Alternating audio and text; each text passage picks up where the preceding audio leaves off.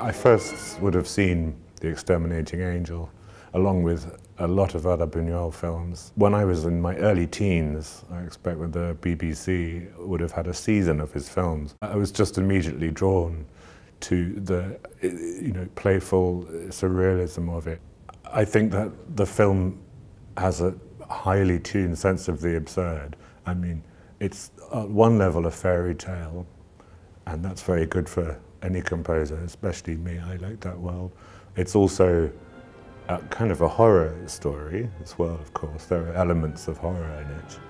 And the macabre, the dreamlike, all of this feeds into music very naturally for me. The story of The Exterminating Angel is that a very well-off bourgeois family have been out for the evening at the opera, and they've invited some friends back along with the leading singer of the opera, and they arrive back to the house.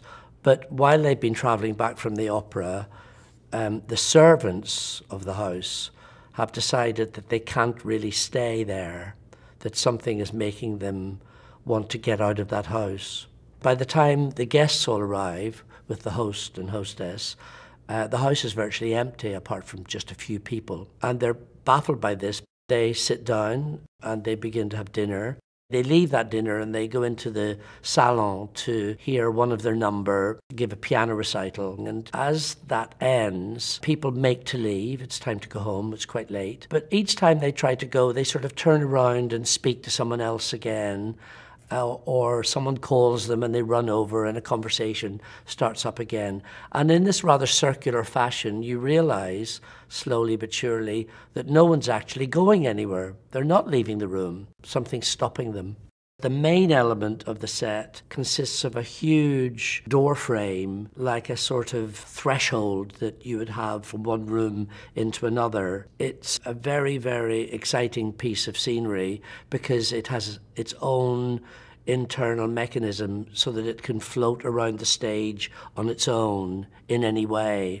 The costumes range from the late 1950s into the early 60s. I would say the main influence is the world of Balenciaga or Dior or the great couture designers. This subject, I think, has led to a music which is appropriate for the different characters of the piece.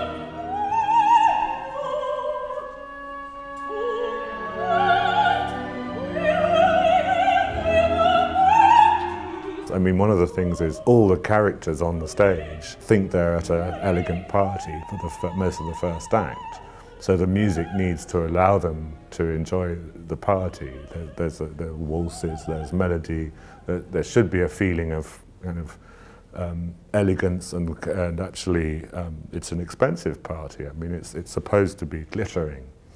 But at the same time, for the audience who kind of have a sense of what might be happening to them, that they've entered a kind of vortex of horror without knowing it, the music has these kind of undertones and it pulls downwards and there are these distortions.